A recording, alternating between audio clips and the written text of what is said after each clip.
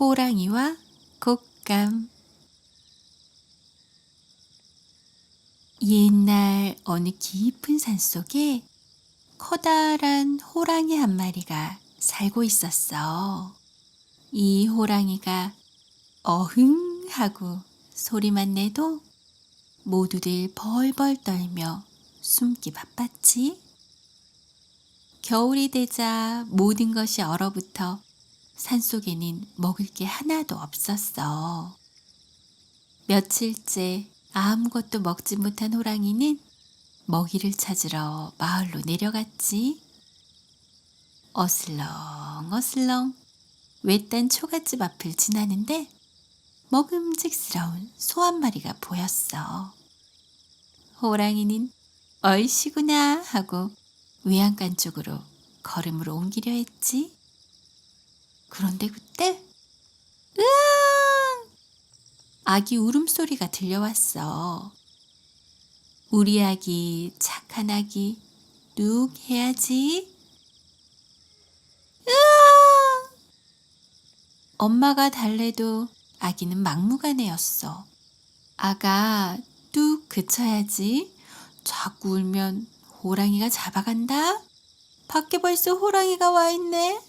아이고 무서워라. 호랑이는 눈이 휘둥그레졌어. 내가 온 걸 어떻게 알았지? 호랑이가 있다고 해도 아기는 울음을 그치지 않았어. 거참, 내가 무섭지도 않은가? 오냐 오냐 우리 아기, 곶감이다 곶감, 뚝. 세상에, 곶감이라는 말에 아기는 울음을 뚝 그치네. 도대체 곶감이란 놈이 누구지? 나보다 더 힘세고 무서운 녀석인가? 겁을 잔뜩 먹은 호랑이는 너무 무서워 산으로 돌아가려 했어. 그런데 바로 그때 누군가의 발자국 소리가 들려왔어. 깜짝 놀란 호랑이는 후다닥 외양간 안으로 몸을 숨겼지. 그때 갑자기 호랑이의 등 위로 무언가 휙 올라탔어. 큰일이다. 이 녀석 곶감이야 곶감. 어떡하지? 과연 누굴까? 정말 곶감 귀신? 아니야. 곶감이 아니라 외양간에 소를 훔치러 온 소도둑이었어. 깜짝 놀란 호랑이는 소도둑을 등에 태우고 불이 나게 달아났어. 도둑은 떨어지지 않기 위해 있는 힘을 다해 매달렸지. 호랑이는 빨리 달리면 곶감이 떨어져 나갈 거라 생각했어. 내가 떨어질 줄 알고 어림도 없지.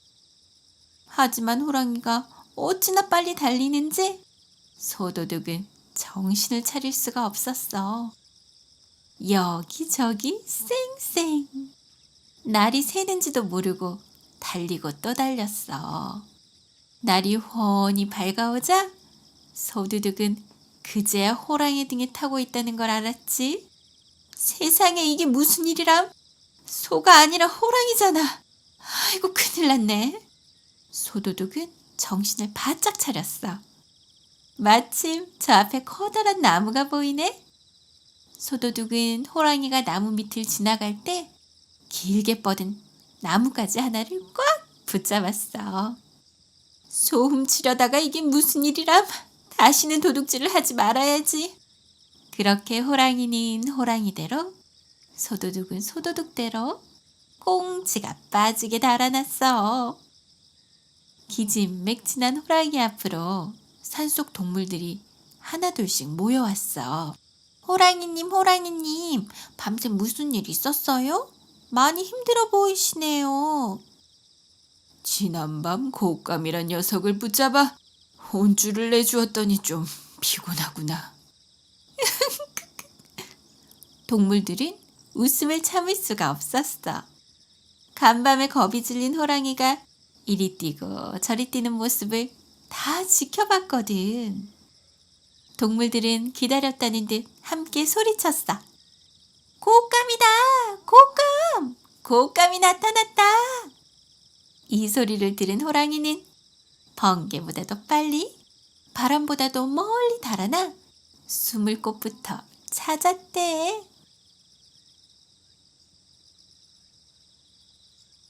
도깨비 감투. 옛날 어느 마을에 착하고 부지런한 나무꾼이 살고 있었어.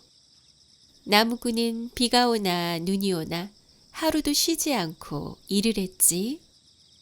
그러던 어느 추운 겨울날이었어. 시간이 벌써 이렇게 됐나? 서둘러 산을 내려가는데 갑자기 한방눈이 내리기 시작했어. 갑자기 웬 눈이지? 추워.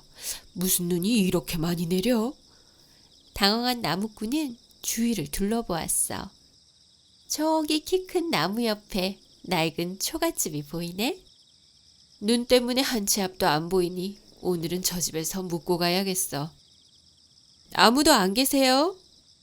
인기척이 나지 않자 나무꾼은 집 안으로 들어갔어. 집안 여기저기를 둘러보아도 사람은 보이지 않았지. 빈집이었거든. 추운 날씨에 눈까지 맞은 탓인지 방 안으로 들어온 나무꾼은 깜빡 잠이 들었어. 쑥덕쑥덕쑥덕 이러쿵 저러쿵. 어디선가 들려오는 시끌시끌한 소리에 나무꾼은 감았던 눈을 떴어. 우하하하하. 낄낄낄낄낄낄. 이제 신나게 놀아볼까? 아니, 이게 무슨 일이야? 혹시 도깨비? 어머나, 그런데 이게 웬일이야? 도깨비들이 나타났다 사라졌다 또 나타났다 사라졌다 하는 거야. 저게 어떻게 된 일이지? 분명 도깨비가 보였는데. 어라, 또 사라졌네. 나무꾼은 도깨비들의 행동을 유심히 살펴보았어. 그러자 도깨비의 손에 들려진 감투가 눈에 들어왔지. 오호라, 이게 말로만 듣던 도깨비 감투로구나. 그때였어. 꼬끼요. 도깨비들은 새빨간 도깨비불로 변하더니 순식간에 사라졌어. 그런데 급히 나가던 도깨비가 감투 하나를 놓고 갔지. 나무꾼은 조심스레 감투를 써보았어. 그러자 감투를 쓴 나무꾼의 모습이 온데간데 없이 사라졌지. 도깨비 감투를 쓰면 모습이 사라지다니 정말 신기하구나. 그래, 이 감투만 있으면 뭐든 할 수 있겠어. 나무꾼은 큰 보물을 얻은 사람처럼 기뻐하였지. 산을 내려온 나무꾼은 감투를 쓰고 마을 여기저기를 돌아다녔어. 그런데 나무꾼이 지나간 자리에는 음식도 옷도 신발도 무언가 하나씩 사라졌지. 하하, 정말 재미있구나. 감투 하나로 갖고 싶고 먹고 싶은 걸 마음대로 할 수 있으니 말이야. 나무꾼은 날이 가고 달이 갈수록 욕심이 점점 더 커져만 갔어. 나무꾼의 재산이 늘어나면 늘어날수록 동네 사람들은 밤새 도둑이 들었다고 울고불고 야단이었지. 그래도 나무꾼은 제 잘못을 모르고 욕심만 차리기 바빴어. 그러던 어느 날 음식을 잔뜩 훔쳐먹고 집으로 온 나무꾼이 낮잠을 자고 있었어. 그런데 그 사이 쥐 한 마리가 나타나 감투의 한 부분을 갉아먹었지 뭐야. 낮잠을 자고 일어난 나무꾼은 감투에 난 구멍을 보고 깜짝 놀랐어. 이걸 어쩌지? 옳지. 나무꾼은 노란 천을 대어 감투에 난 구멍을 꿰매었어. 감쪽 같은데? 나무꾼은 다시 감투를 쓰고 밖으로 나갔어. 그리고 이 집 저 집 다니며 값비싼 물건을 훔치기 시작했지. 아니, 저게 뭐지? 공중에 둥둥 떠다니는 천 조각을 이상하게 여긴 동네 사람이 천을 따라가 꽉 잡았어. 그러자 나무꾼의 모습이 어렴풋이 나타나는 게 아니겠어? 도둑이다! 도둑이 나타났다! 도둑 잡아라! 놀란 나무꾼은 그 길로 주랭랑을 쳤어. 그러자 지나가던 동네 사람들이 모두 나무꾼을 쫓아가 마구 몽둥이질을 했지. 팍팍팍팍. 아야, 아야, 아이고 사람 살려. 마을 사람들에게 혼쭐이 난 나무꾼은 엉엉 울며 용서를 구했어. 깊이 반성하는 모습을 보이자 동네 사람들은 나무꾼을 용서해 주었지. 나무꾼은 다시는 도깨비 감투를 쓰지 않았고 착하고 정직하게 살게 되었대. 개와 고양이. 옛날 어느 바닷가 마을에 가난한 할아버지와 할머니가 살고 있었어. 할아버지와 할머니는 자식이 없었기 때문에 개와 고양이를 가족처럼 여기며 살고 있었지. 할아버지는 날이면 날마다 바다에 나가 고기를 잡았고 할머니는 그 고기를 장에다 갖다 팔았지. 그날도 할아버지는 고기를 잡으러 바다에 나갔어. 오늘은 바람도 잠들고 볕도 좋으니 고기들은 물속에서 놀기 좋겠구나. 할아버지는 흥얼흥얼 노래를 하며 바다에 낚싯대를 담그었지. 그런데 오늘따라 고기가 한 마리도 잡히지 않았어. 할아버지가 낚싯대를 거두어 돌아가려고 할 때 낚싯대가 파르르 흔들리더니 커다란 고기가 잡혔지 뭐야? 옳거니 한 놈 걸렸구나. 할아버지는 낚싯대를 휙 잡아당겼어. 그러자 커다란 금빛 잉어가 퍼드득거리며 올라왔어. 하지만 할아버지에게 붙잡힌 잉어는 눈물을 뚝뚝 흘리며 할아버지를 올려다보았지. 눈물을 흘리는 잉어를 보니 마음이 약해진 할아버지는 이 금빛 잉어를 다시 바닷물에 놓아주었어. 다음 날도 할아버지는 고기를 잡으러 어제와 같은 곳으로 갔어. 그런데 바닷가에 낚싯대를 담근 지 얼마 지나지 않아 바닷물이 반짝반짝 빛을 내면서 한 사람이 나타났어. 할아버지, 왕자님을 살려주셔서 감사합니다. 저는 용왕님의 심부름을 온 사람입니다. 용왕님이요? 어제 놓아주신 금빛 잉어는 용궁의 왕자님이십니다. 왕자님의 이야기를 듣고 용왕님께서 고마움의 표시로 이 구슬을 드리라고 하셨습니다. 이 구슬을 문지르면서 무엇이든 원하는 것을 말하면 들어줄 것입니다. 구슬은 바로 용궁에만 있다는 푸른빛 요술 구슬이었어. 집으로 돌아온 할아버지는 용왕님의 사신이 준 요술 구슬을 살살 문질러 보았지. 그랬더니 정말 신기하게도 소원을 얘기하는 대로 다 이루어 주었지. 좋은 옷과 음식, 비단과 보물이 마구마구 쏟아져 나왔어. 곳간에도 쌀이 가득 찼고 심지어 오막살이 초가집이 대궐 같은 기와집으로 눈 깜짝할 새 변하는 게 아니겠어? 할아버지와 할머니는 용궁에서 온 요술구슬 덕분에 마을에서 가장 큰 부자가 되었어. 그러던 어느 날이었어. 부부가 갑자기 큰 부자가 되었다는 소문을 듣고 건넌 마을에 사는 욕심쟁이 할머니가 찾아왔어. 친구, 혹시 갑자기 부자가 된 방법 좀 알려줄 수 있어? 할머니는 요술구슬 이야기를 요목조목 다 들려주었어. 오, 그런 요술구슬이 있단 말이지.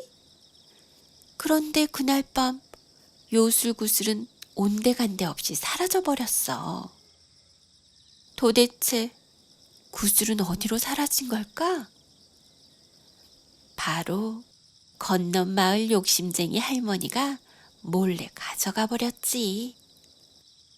요술구슬이 사라지자 놀랍게도 집은 다시 가난해졌어. 그 많던 쌀도 한 토를 남기지 않고 사라져버렸지. 그래서 할아버지는 다시 고기를 잡고 할머니는 할아버지가 잡은 고기를 장에 갖다 팔았지. 가난한 살림이었지만 부부는 서로 의지하며 행복하게 살았어. 집은 힘들어졌지만 늘 자식 같은 개와 고양이를 먼저 챙겼지. 개와 고양이는 그런 부부의 마음을 알기에 꼭 보답을 하고 싶었어. 주인님의 요술구슬은 아마도 그 욕심쟁이 할멈이 가져갔을 거야. 그래? 우리가 그 구슬을 되찾아오자. 개와 고양이는 파도를 헤치고 바다를 건너 구슬을 훔쳐간 할머니의 집을 찾아갔어. 요술구슬은 틀림없이 저 안에 있을 거야. 그래, 맞아. 마침내 개와 고양이는 욕심쟁이 할머니의 집에 다다랐지. 하지만 요술구슬을 어떻게 빼내올지 막막하기만 했어. 가만. 고양이는 곳간으로 들어가 갑자기 대장지의 목덜미를 잡았어. 그러더니 놀란 쥐들을 향해 큰 소리로 외쳤지. 쥐들은 듣거라. 이 집 주인의 요술구슬을 당장 찾아와라. 그러면 너희 대장을 살려주겠다. 놀란 쥐들은 집안을 샅샅이 뒤져 요술구슬을 찾아내었어. 고양이는 구슬을 받자말자 약속대로 대장지를 풀어주었지. 그때 개가 냉큼 구슬을 입에 물었어. 할아버지 할머니께 직접 구슬을 갖다 드리고 싶었거든. 구슬을 문 개와 고양이는 다시 출렁이는 바다를 건넜어. 고양이는 구슬이 잘 있는지 걱정이 되었어. 그래서 개에게 물었지. 구슬은 잘 갖고 있니? 그런데 아무 대답이 없었어. 고양이는 몇 번이나 그렇게 물었지만 개는 아무런 대답도 하지 않았지. 구슬을 빠뜨렸니? 왜 대답을 못해? 구슬을 물고 있어서 대답을 할 수 없었던 개는 답답했지만 꾹 참고 더 빨리 헤엄쳤어. 너 정말 구슬을 잃어버렸구나? 그렇지? 어서 대답해. 그러자 참다 못한 개가 냅다 소리를 질렀어. 야, 구슬이 입에 들어있는데 어떻게 대답을 해? 그 순간 구슬이 풍덩 강물에 빠지고 말았어. 구슬을 강에 빠뜨렸으니 찾긴 글렀어. 다 내 탓이야. 개는 강을 건너자 씩씩거리며 집으로 달려가 버렸지. 하지만 고양이는 미안한 마음에 차마 집으로 돌아갈 수 없었어. 바다를 건너오너라 많이 지쳤던 고양이는 얼마나 배가 고팠던지 어부가 버리고 간 물고기 한 마리를 보자마자 덥석 베어 물었어. 아이고 이빨이야. 세상에, 이게 웬일이야? 물고기 뱃속에서 요술구슬이 또르르 굴러나오는 게 아니겠어? 고양이는 요술구슬을 입에 물고 한달음에 집으로 달려갔지. 용하기도 하지. 네가 구슬을 찾아왔구나. 부부는 고양이를 품에 안고 기뻐서 덩실덩실 춤을 추었어. 요술구슬 덕분에 부부는 다시 부자가 되었지. 그날부터 고양이는 따뜻한 방 안에서 귀여움을 독차지하며 살게 되었고, 개는 마당에서 집을 지키며 살게 되었대. 개와 고양이가 만나기만 하면 으르렁대는 사이가 된 건 이런 이유였지. 성냥팔이 소녀. 한방눈이 펄펄 내리는 어느 크리스마스 전날이었어. 이날을 축복이라도 하듯 하늘에선 새하얀 눈이 끝도 없이 내리고 있었지. 흰 눈이 소복소복 쌓이자 세상은 어느새 하얗게 변해버렸어. 모두들 따뜻한 코트와 목도리를 하고 어디론가 바삐 가고 있었지. 성냥 사세요. 성냥 사세요. 그런데 어디선가 성냥을 파는 가냘픈 소녀의 목소리가 들려왔어. 차가운 바람을 막아줄 모자도 장갑도 없던 소녀는 추위에 얼굴이 온통 빨개져 있었어. 아저씨, 성냥 사세요. 필요 없어. 아줌마, 아줌마 성냥 사세요. 저리 좀 비켜. 집에도 성냥은 얼마든지 있어. 눈은 점점 많이 내리고 바람은 더 거세게 불어왔지. 어쩌지? 한 개라도 팔아야 스프라도 먹을 수 있을 텐데. 소녀는 추위로 언 손을 호호 불어가며 쉬지 않고 성냥을 팔았어. 그런데 그때 멀리서 마차 한 대가 급하게 달려왔어. 마차를 피하려던 소녀는 그만 눈길 위로 미끄러졌지. 소녀의 신발은 날아가고 바구니 속에 있던 성냥들도 모두 다 흩어져 버렸어. 소녀는 얼른 성냥들을 주워 담았지만 벗겨진 신발은 아무리 찾아도 찾을 수가 없었어. 신발이 어디로 갔지? 그때 저쪽에서 장난기 많은 소년이 소녀의 신발을 들고 서 있는 게 보였어. 다 찢어진 신발이잖아. 이걸로 공이나 차야겠다. 내 신발이야. 돌려줘. 힘없는 소녀의 목소리를 듣지도 못한 소녀는 신발을 차면서 어디론가 가버렸어. 결국 소녀는 맨발로 눈길을 걸어야만 했지. 성냥은 대부분 눈에 젖어버렸고 팔 수 있는 것은 몇 개 남지 않았어. 아빠가 보시면 화내실 텐데 몇 개라도 팔아서 집으로 돌아가야 해. 성냥 사세요. 성냥 사세요. 소녀는 힘을 다해서 다시 외쳤어. 하지만 길을 걸어가는 그 누구도 소녀의 말엔 관심이 없었지. 소녀의 몸은 점점 더 차가워졌고 발은 꽁꽁 얼어붙기 시작했어. 한참 동안 거리를 헤매던 소녀는 어느 집 창문을 들여다보았어. 따뜻한 벽난로 옆에서 온 가족이 모여 저녁 식사를 하고 있었지. 나도 저 난로 옆에서 따뜻한 빵 한 조각 먹어봤으면. 음식을 다 먹은 후 엄마와 아빠는 준비한 선물을 아이들에게 나누어 주었지. 소녀는 문득 돌아가신 할머니가 생각이 났어. 할머니는 크리스마스 전날이면 항상 맛있는 케이크를 만들어 주시곤 했어. 소녀는 길 모퉁이에 잠시 기대어 앉았어.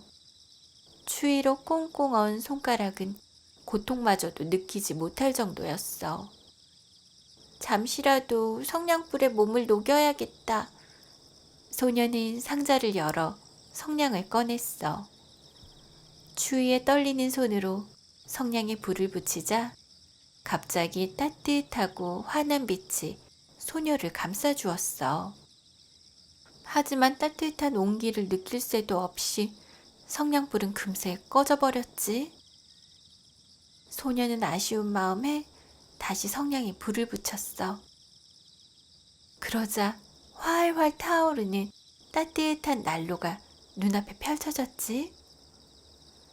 소녀는 꽁꽁 언 손을 녹이려고 난로 앞으로 다가갔어. 하지만 난로도 금세 사라져 버렸어. 소녀는 다시 성냥 한 개비를 꺼내어 불을 붙였어. 이번에는 먹음직스러운 음식들이 가득 차려졌어. 소녀가 제일 좋아하는 케이크도 있었어. 크리스마스 때마다 할머니가 만들어주신 바로 그 케이크였어. 소녀는 손을 뻗어 케이크를 잡아보려 했지만 식탁의 음식들은 또 사라지고 말았지. 소녀의 손이 닿기도 전에 모든 것이 사라져버리자 소녀는 너무나 속이 상했어. 소녀는 바구니에서 성냥 하나를 더 꺼내 들고 다시 불을 붙였지. 이번에는 아주 크고 예쁜 크리스마스 트리가 나타났어. 하지만 소녀는 트리마저 사라질 것만 같아 너무 불안했단다. 그런데 신기하게도 트리는 사라지지 않았어. 소녀가 트리에 있는 촛불에 조심스레 손을 내밀자 촛불은 하늘 높이 떠올라 반짝반짝 빛나는 별로 변했지. 바로 그때 별똥별 하나가 땅으로 떨어졌어. 소녀는 문득 할머니가 들려주시던 이야기가 생각났어. 할머니가 말씀하셨던 별똥별이 떨어졌어요. 오늘 누군가 할머니가 계신 하늘나라로 갔나 봐요. 소녀는 할머니가 너무나 그리웠어. 할머니를 보고픈 마음에 다시 성냥불에 불을 붙였어. 할머니가 나타나실 것만 같았거든. 그런데 이게 어떻게 된 일일까? 성냥불에 불을 붙이자 환하게 웃는 할머니가 소녀 앞에 서 계셨어. 소녀는 할머니 품속으로 달려가 안겼지. 할머니는 그런 소녀를 토닥토닥 토닥여 주셨어. 할머니 보고 싶었어요. 그래 우리 아가 나도 많이 보고 싶었단다. 할머니의 품은 정말 포근하고 따뜻했어. 소녀는 할머니의 품속에서 스르르 잠이 들었어. 소녀가 눈을 떴을 때 다행히 할머니의 품에 그대로 안겨 있었지. 할머니, 저를 할머니 계신 곳으로 데려가 주세요. 이곳은 너무 춥고 배고파요. 그래, 우리 아가 많이 힘들었구나. 이제 우리 함께 살자꾸나. 이곳은 추위도 배고픔도 없는 따뜻한 곳이란다. 소녀는 너무나 행복했어. 어느새 다음날 아침이 되었어. 길을 가던 사람들이 추위에 얼어 죽은 소녀를 발견했지. 어젯밤에 얼어 죽었나 봐요. 이것 보세요. 얼마나 추웠으면 성냥불을 다 피웠을까. 마을 사람들은 가여운 소녀의 모습을 보고 한마디씩 건넸어. 소녀의 안타까운 모습에 눈물을 흘리는 사람들도 있었지. 하지만 소녀는 그 어느 때보다도 행복한 미소를 짓고 있었단다. 아마도 꿈에 그리던 할머니를 만나 천국에서 따뜻한 크리스마스를 보내고 있지 않을까? 방귀 시합. 옛날, 아주 먼 옛날, 어느 산마을에 방귀를 아주 잘 뀌는 아저씨가 살고 있었어. 방귀쟁이 아저씨는 아주 힘이 센 호랑 방귀를 뀌었는데, 방귀가 얼마나 세냐면 손 하나 까딱하지 않고 방귀 한 번에 주렁주렁 매달린 사과를 다 흔들어 딸 수 있을 정도였지. 붕붕붕붕붕붕. 이럴 수가, 나무가 뿌리채 뽑혀버렸어. 진짜 대단한 방귀야. 사람들은 아저씨의 방귀에 늘 감탄했지. 그런데 고개 넘어 강마을에도 대단한 방귀쟁이 아줌마가 살고 있었어.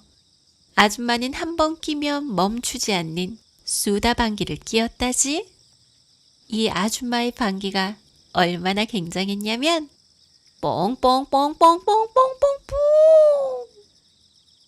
강물이 출렁출렁, 고기잡이 배가 뒤집어지고 물속의 고기도 놀라 뛰어올랐지. 산마을에 엄청난 방귀쟁이가 산다는 소문은 강마을 방귀쟁이 아줌마에게도 흘러갔어. 산마을 사내의 방귀가 그렇게 대단하다고? 그래도 나한텐 못 이길걸. 어느 장날이었어. 그런데 원수는 외나무 다리에서 만난다고 두 방귀쟁이는 장터에서 딱 마주친 게 아니겠어? 강마을 방귀쟁이 아줌마가 산마을 방귀쟁이 아저씨에게 코웃음을 치며 말했지. 이봐요, 방귀쟁이 아저씨. 이 마을에선 내 방귀가 최고란 건 삼척동자도 다 아는 일이야. 그 말에 산마을 방귀쟁이 아저씨는 자존심이 상했지. 뭐라고? 아줌마가 내 방귀 실력을 알아? 내 방귀가 최고야. 내가 1등이라고. 두 사람은 서로 자기 방귀가 최고라며 계속 다퉜지. 그럼 방귀 시합을 해봅시다. 누가 최고인지 겨뤄보자고. 좋아, 그럼 어디 해봐요. 산마을 방귀쟁이는 집으로 돌아오자마자 고구마를 우걱우걱 먹으며 방귀 시합을 준비했지. 두고 보자. 감히 내 방귀를 무시했겠다. 강마을 방귀쟁이 아줌마도 보리밥 한 솥을 먹으며 시합을 준비하기 바빴지. 두 방귀쟁이는 마을 사람들을 모두 불러 모아 방귀 시합을 시작했어. 자자, 그럼 이제 시합을 시작하겠어. 여기 이 절구통을 먼저 떨어뜨리는 사람이 무조건 지는 거요. 알겠어? 두 방귀쟁이는 함께 대답했어. 줬어. 절구통 방귀 시합은 지금 바로 시작되었지. 뿡뿡뿡뿡뿡뿡 빵! 산마을 방귀쟁이 아저씨는 엉덩이에 힘을 모았다가 뿡 하고 힘센 호랑 방귀를 내뿜었지. 그러자 절구통이 휙 하고 하늘로 날아가더니 강 건너 방귀쟁이 아줌마에게로 넘어갔어. 우와! 구경꾼들은 이 신기한 광경에 모두들 감탄했지. 이 정도쯤이야. 강마을 방귀쟁이 아줌마는 씩 웃으며 날아오는 절구통을 향해 가볍게 뽕뽕뽕뽕뽕뽕 하고 수다 방귀를 내뿜었어. 절구통은 다시 하늘로 슝 하고 날아올랐지. 우와, 가벼운 방귀 소리였는데 저 정도로 높이 올라가다니 정말 대단한데? 구경꾼들은 모두 놀라 눈이 휘둥그레졌어. 두 방귀쟁이들의 방귀에 절구통은 쉬지 않고 왔다 갔다 오르락 내리락 했지.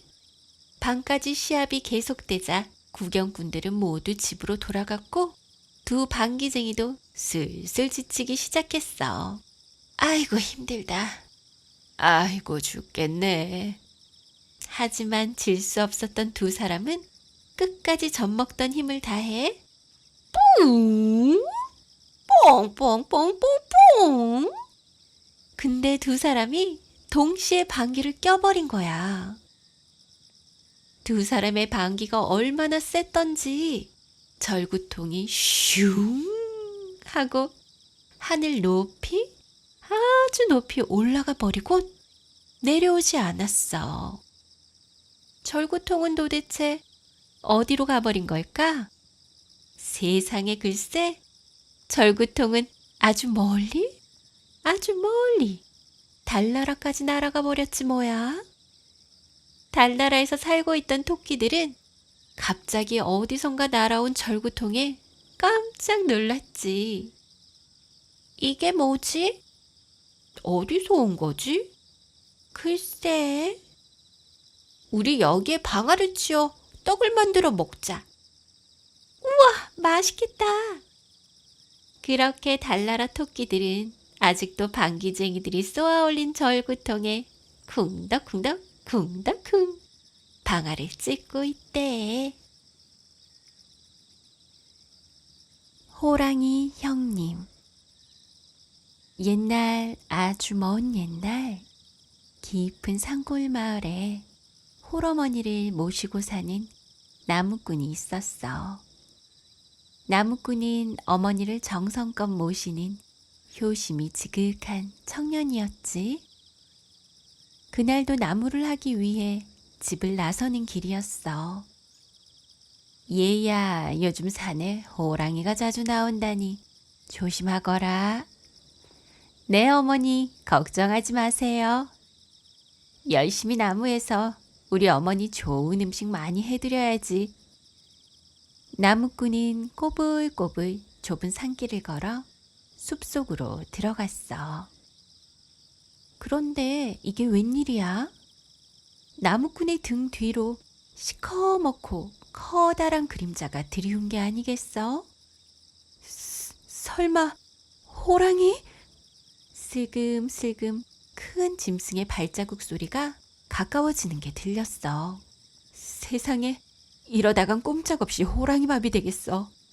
겁에 질린 청년인 온몸을 바들바들 떨며 그 자리에 주저앉고 말았어. 어흥! 천둥 같은 호랑이의 울음소리와 함께 집채만한 호랑이가 떡하니 나무꾼 앞에 나타났어. 나무꾼은 눈앞이 깜깜해지고 머릿속이 하얘지는 것 같았어. 하지만 그때 어머니가 늘 해주셨던 말씀이 떠올랐어. 호랑이 굴에 들어가도 정신만 바짝 차리면 되는 거야. 그래, 정신 차리자, 정신 차려. 마침 나무꾼이 좋은 생각이 떠올랐지. 나무꾼이 꺼이꺼이 목 놓아 울면서 호랑이에게 넙죽 절을 하는 게 아니겠어? 아이고 형님, 형님을 찾느라 온 산을 헤매고 다녔는데 이제야 만났습니다. 형님. 누가 네 형님이냐? 넌 사람이고 난 짐승인데. 호랑이는 어이없다는 듯 얘기했어요. 아이고 형님, 제 말씀을 좀 들어보세요. 어머니는 늘 제 위에 형님 한 분이 계셨다고 하셨죠. 근데 형님이 어린 시절 독한 약초를 먹고 호랑이로 변하여 산으로 들어갔다고 하셨지요. 하여 산에서 몸집이 크고 이마에 선명한 세 줄이 있는 호랑이를 보거든 형님인 줄 알고 집으로 꼭 데리고 오라고 하셨어요. 이게 뭔 소리야? 내가 사람의 자식이라고? 이 말이 사실이냐? 요즘 어머니 꿈에 형님이 자꾸 보인다 하시더니 이렇게 만나려고 그랬나 봅니다. 나무꾼은 닭똥 같은 눈물을 펑펑 쏟아냈어.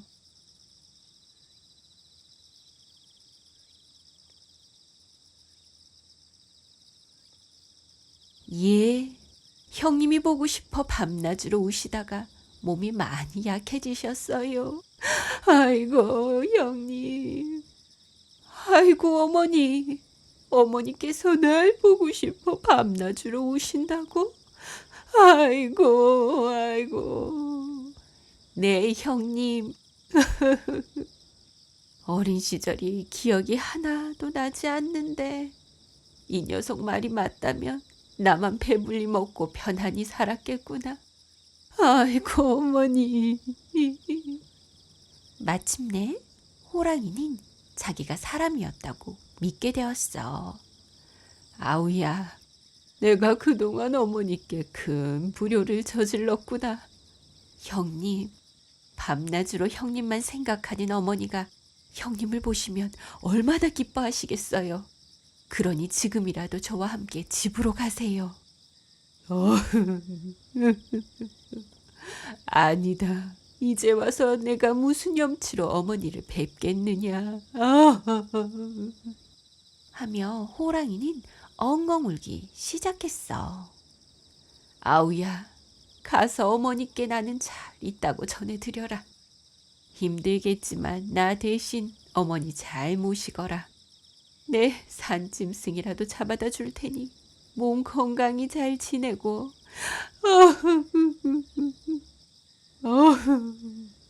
어휴, 살았다. 나무꾼은 한숨을 크게 내쉬었어. 그렇게 나무꾼은 호랑이와 헤어지고 집으로 돌아왔어. 어머니께 호랑이를 만난 이야기를 해드리자 어머니께서도 깜짝 놀라셨지. 아이고, 천만 다행이구나. 그때 마당 위로 쿵 하고 뭔가 떨어지는 소리가 들렸어. 밖에 누가 왔나? 제가 나가 볼게요. 어머니, 멧돼지예요. 그 호랑이가 가져온 게 아니냐? 그런가 봐요. 아이고, 고맙기도 해라. 참 효성이 지극한 호랑이구나. 청년이 멧돼지를 맛있게 요리해서 어머니께 드렸지. 호랑이 아들 덕분에 맛있는 멧돼지 고기를 먹게 되는구나. 많이 드세요, 어머니. 오냐, 오냐. 건강하세요, 어머니. 호랑이는 먼 발치에서 어머니를 지켜보았지. 이듬해 겨울, 어머니는 큰 병에 걸려 시름시름 앓으셨어. 아이고, 어머니 기운 차리세요. 어머니. 호랑이 아들 덕에 호강을 했는데 한번 보지도 못하고 가는구나. 이 말을 숨어서 지켜듣던 호랑이는 가슴이 찢어질 듯 아팠어. 어머니, 못난 큰아들을 용서해 주세요. 부디 저 세상에서도 행복하게 사세요. 호랑이는 어머니가 돌아가시고 깊은 슬픔에 빠져 아무것도 할 수 없었어. 그리고 생각했지. 그래, 지금껏 효도 한번 못했지만 마지막 가는 길은 내가 지켜드려야지. 호랑이는 그날로 3년상을 치를 동안 고기를 먹지 않고 어머니 무덤 옆을 지켜드리기로 했어. 그 후 몇 달이 지났어. 나무꾼은 어머니가 그리워 어머니의 무덤을 찾았지. 그런데 그곳엔 앙상하게 말라 죽은 호랑이가 무덤 옆에 누워있는 게 아니겠어? 호랑이는 어머니 곁으로 이미 떠나버린 후였던 거야. 아이고, 형님, 호랑이 형님, 아이고. 호랑이의 효심이 사람보다 더 지극하구나. 형님, 형님의 효심 절대 잊지 않고 살아가겠습니다. 나무꾼은 흐르는 눈물을 멈출 수가 없었어.